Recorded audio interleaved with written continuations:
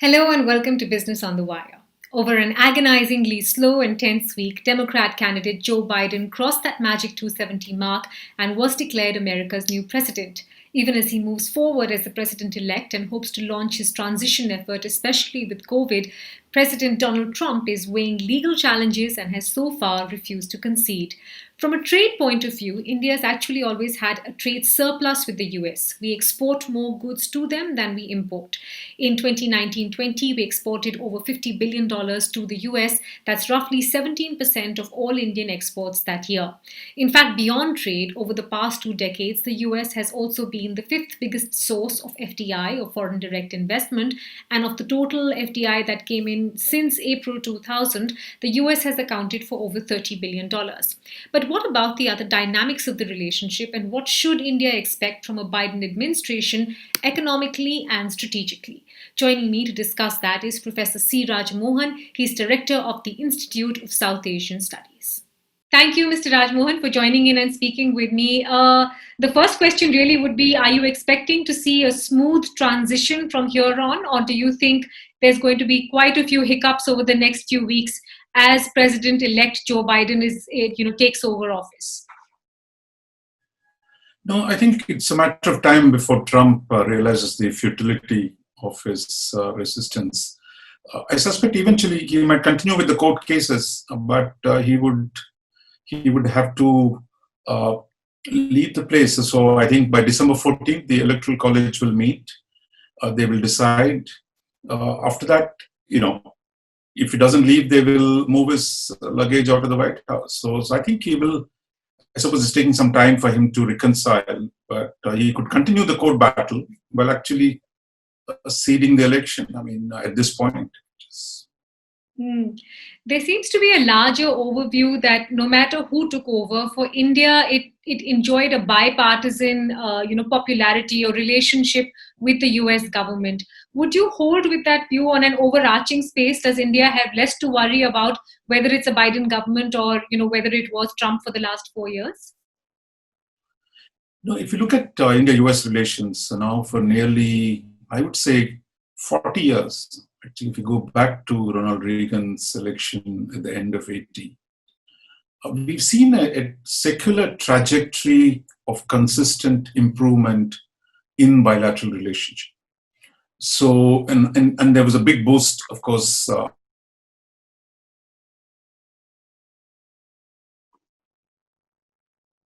Indira Gandhi's second term when she came back to power in 1980, where she made a conscious effort to reach out to the United States, and Ronald Reagan reciprocated it. And after that, we've seen Rajiv Gandhi take a number of initiatives. And after the Cold War, the collapse of the Soviet Union, India's economic reforms provided a much deeper basis for the relationship. And I would say in the 21st century, it's just been up and up and up. So I think there's enough basis to believe that the relationship will grow. But then when a relationship grows, it brings new problems, and there will be issues on trade, on range of other issues. So that is actually a par for the course. So I would say overall, we must expect a continued growth in the India-US relationship. Let's talk about some of those threads, Professor. Let's start with trade, actually, as you pointed out, because we have had a fairly robust relationship with them trade-wise. But I think globally, the expectation is now the US will sort of reset to a more rules-based trade agreement. Do you expect to see any big changes in the relationship with India? And more importantly, do you expect to see a specific trade agreement come out with this particular government, as did not happen with the Trump era? I think we're talking about trade agreement might be some distance away, but the fact is one of the big things that has happened in the US before we come to India, that the trade politics have been dramatically altered by Trump. That Trump has mobilized American working class, American people against globalization, against trade. And in the process, he's really inverted the pyramid in the US, which is really historically, the Republicans were for globalization and free trade, while the Democrats, with the working class basis, were suspicious of free trade that does not respect the rights of the workers. But the Democrats over the last 2 terms had actually become very pro-free trade, and Biden was one of them. He supported China's entry into WTO, supported NAFTA, which became points of campaign for Trump, and that's the reason why he did so well. So under pressure from Trump, you saw Biden modify his rhetoric on trade and on China. So he's saying, look, you can't have absolute free trade. You must have fair trade, and that any trade agreements he does will have to take into account workers' rights, will have to take into account environmental standards. So I think his position on trade, he's adapting. How much of the adaptation after the election remains to be seen. So I think Biden has to balance. There is a strong constituency of free trade in the United States that is upset with Trump's policies, the Wall Street, the Silicon Valley, and the other industrial groups. But for him, for Biden, the traditional basis of the Democratic Party demand a more modulated policy on globalization. So how he comes into that remains to be seen, how he adapts to that. But for India, we've seen the trade relations worsen under Trump. The Trump made deficit with India a big issue. He removed the GSP preferences for India. And India is, of course, not a user-friendly when it comes to trade. India has had problems with all its partners, with the US, with Europe, with Singapore, with Australia. So India has not really been, in fact, under the present government, it has actually turned critical of trade. And it is kind of almost we walked out of the RCEP agreement. We walked out of, very suspicious of a number of trade agreements. So I think India's own trade policy is undergoing change. So I think we have a new context where Biden will adapt his trade policy. And India is now, in the name of self-reliance, is redoing its trade policy. So how do they find some common ground in this? I think it is possible to find common ground on the reform of WTO, on ensuring safeguards for domestic populations. So it all depends how creative we are and how open the US is to negotiate with India into a new framework on trade. There is trade on the one hand, Professor, and then on the other hand, there is the skilled workforce issue where, Trump had clamped down on H-1B visas. Even if you work with that average of 85,000 visas a year, almost 75% of that was actually, Indian H-1B visa holders. Biden has been quite vocal on his stance that he's going to reverse that stand. Do you think it will go through as easily, given the point you made earlier about how Biden as well will now have to rivet a little bit to look inwards, more pro-manufacturing, more pro-US worker? No, I think he's promised to reverse the H-1B controls because, after all, the business wants H-1B visa. So it is not that the Indians are demanding it. Of course, every Indian engineer thinks he has the right to go to the US and work there. But it is American companies which see benefits in outsourcing. But I think my sense is there will be some pressure on Biden, that both on insourcing labor as well as outsourcing jobs. So I think he has to probably be more sensitive to domestic considerations on jobs and those kind of issues. But otherwise, they've explicitly taken a position during the elections. Of course, whatever they say in the election does not mean that's going to be the policy. But they've been far more open for immigration. But on the question of skilled immigration, there are lobbies of resistance. So my sense is, but they're tilted towards more open immigration of Indian labor, probably with some safeguards. The one big change from the Obama era with the Biden era now happening, Professor Raj Mohan, is this, sort of recognition of the fact that China has now become enemy number one for many nations. Under the Trump era, India has signed 3 military agreements already with the US government. Do you think this might continue and actually strengthen with the Biden government, where they see India separate from China, not one whole cluster, and there is more strengthening in terms of defense relations?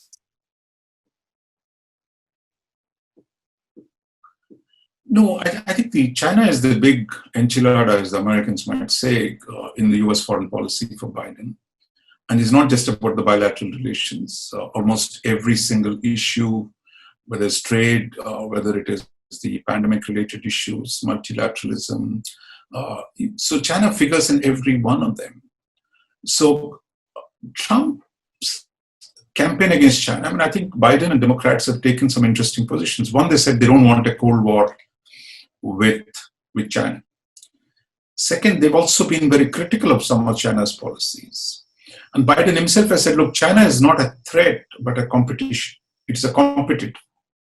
And the US is capable of addressing that competition by revamping some of its policies that would strengthen America's industrial base internally, rebuild its alliances, unlike Trump, who throughout was fighting with his allies even as he tried to confront China, rebuild alliances, rebuild multilateralism. So there would be a change in the tone of Biden vis-a-vis China. There will be a different way of framing it. And a large section of the Democrats also want to engage China on climate change and related issues. So I think we're going to see a different template.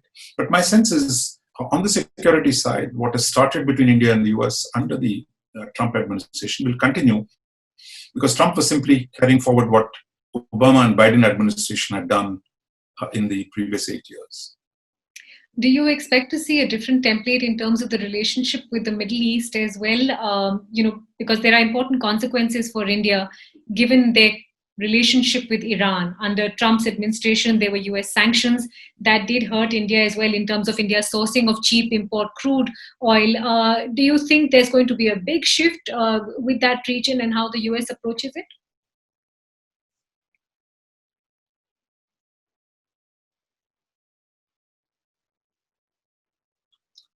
No, my sense is there are three issues when it comes to the Middle East. I think one, which is the general sense of American intervention in the Middle East, which has gone on for so many decades. And Obama himself was not very enthusiastic about starting new wars in the Middle East. And Trump refused to start new wars in the Middle East. So my sense is that there is a general decline of appetite in Washington for the kind of muscular interventionary policies that the previous governments, especially that of George Bush. So my sense is there will be a lot less desire to muck around the Middle East. That's one. Second is the policies on Israel that Trump enforced, which is move the embassy to Jerusalem in violation of most international resolutions. But my sense is Israelis are as strong with the Democrats. So my sense is I doubt if Biden will reverse what Trump has done in terms of the big favors for Israel, though they might want to see better engagement with Palestinians. So the rest of the thing in terms of Iran, actually Trump has left some nice leverage for Biden. Biden says nice things, I want to go back to the nuclear deal. But he'll tell the Iranians, look guys, you give me something more. If you give me more concessions, I'm ready to do it. And everybody would kind of celebrate that as a fantastic, positive approach. So there is a lot of leverage for Biden, and we should expect them to exercise that vis-a-vis Iran. And Iran is not in a great position financially, economically. But whether Iran will accept new conditions, new terms for getting back in remains to be seen. Mm. While there has been a large amount of cohesion in terms of foreign policy between India and the US, Professor, and as you said, trade is something that they will probably figure out for want more than anything else, because both countries ultimately need that trade. The one that might prove a bit prickly is our own nation's human rights record. I'm quoting from comments made by Biden and Harris, where they condemned the current government's New Citizenship Act, and they said it was inconsistent with the country's long tradition of secularism. Do you think this may prove to be a tangle for relations, or do you think India will address this as a local issue and the US will have to respect that?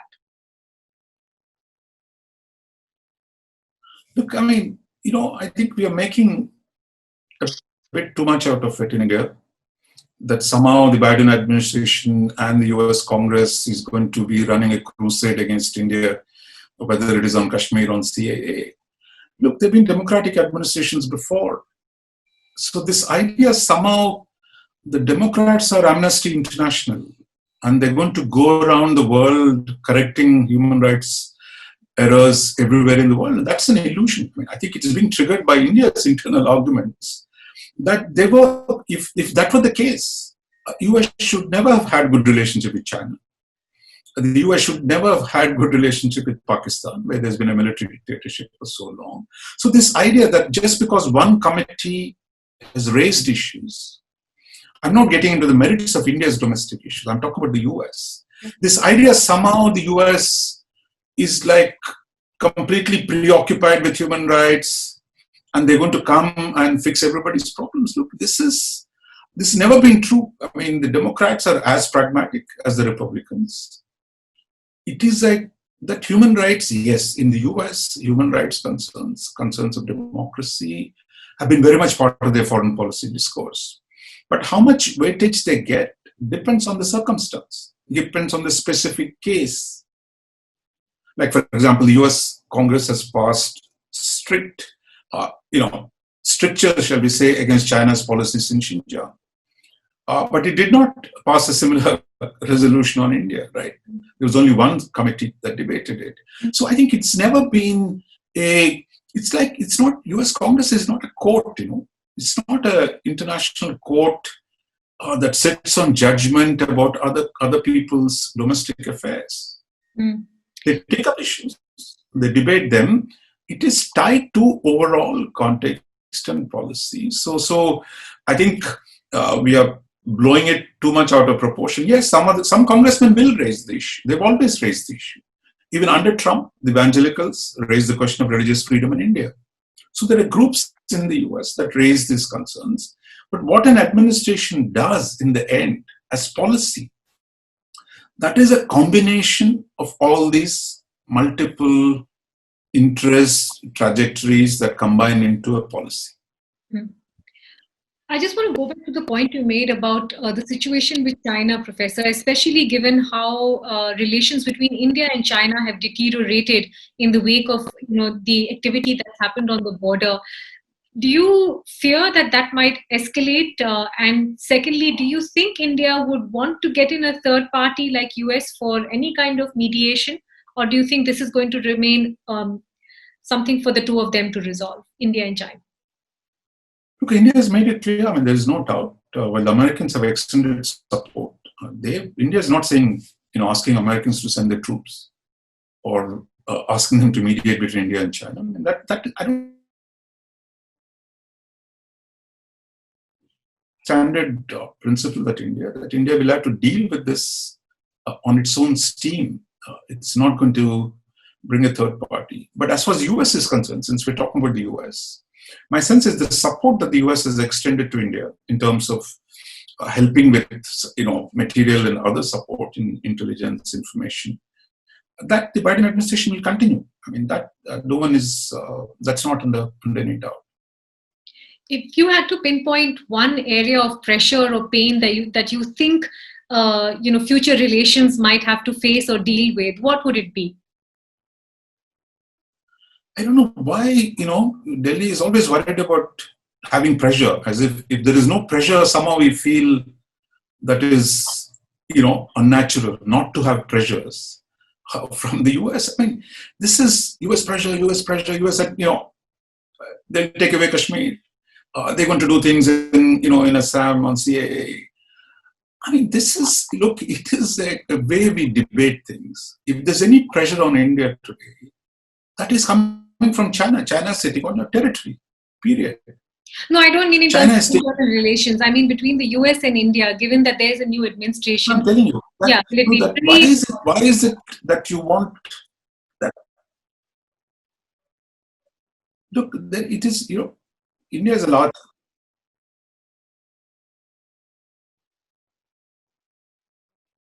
That's what I'm saying. I mean, why is it that if you think there is no pressure, it is somehow unnatural? There always has to be pressure. There are always differences between countries. Look, India and US, as I said, have deep differences on trade. But they agree on security and defense these days. They used to differ on that earlier. They might differ on Afghanistan, So countries have differences, they talk, they resolve them. I think gone are the days when you think America is going to tell India what to do. Like there was a time when Indians thought America is imposing globalization on India, right? But today, Trump was saying, world is imposing globalization on America. Right? He says, I don't like globalization. So I think we must get out of this small state syndrome in India of always worried about some other new pressure will come from the United States. In the last 30 years, India has handled multiple differences with the US. It has negotiated differences on the nuclear issue, on Pakistan. Today, it's engaged with them on China. So I think that will continue. So I think large countries will have differences and they will be managed. Just one final question on things within the US itself, Professor, which is that there seems to be a feeling that no matter which administration had won, there was action coming against the big tech firms for different reasons. The Democrats feel that organizations like Facebook or Twitter have actively encouraged foreign intervention in the electoral process. The Republicans felt that their own content was being stifled and not given the platform it required. What kind of action do you think is coming, and will there be global ramifications of that? Look, I think the Democrats themselves are debating. There are multiple issues relating to big technology, on censorship, on what is their role in the domestic politics. Or they become too big. The question of their evading taxes in most countries, the question of security of personal information. So some of these issues initially were not very big in the US, but today those are all issues in the United States. There are issues in Europe, there are issues in India. So I think the question of governing data, governing the big tech, and how to regulate the big tech from undermining individual privacy, question of interference in politics. Those issues, I think, today are live issues. And I think India must be prepared to engage the new administration in an intense substantive debate on how to deal with the big tech, because big tech and the digital issues are transforming our economies and our societies. It's been a pleasure speaking with you. Thank you so much for joining in and sharing all your thoughts on where things go from here. Thank you, Professor. To receive instant updates on all videos from The Wire, click the subscribe button and hit the bell icon. Pay to support independent journalism. Click the link in the description and choose the amount you want to pay.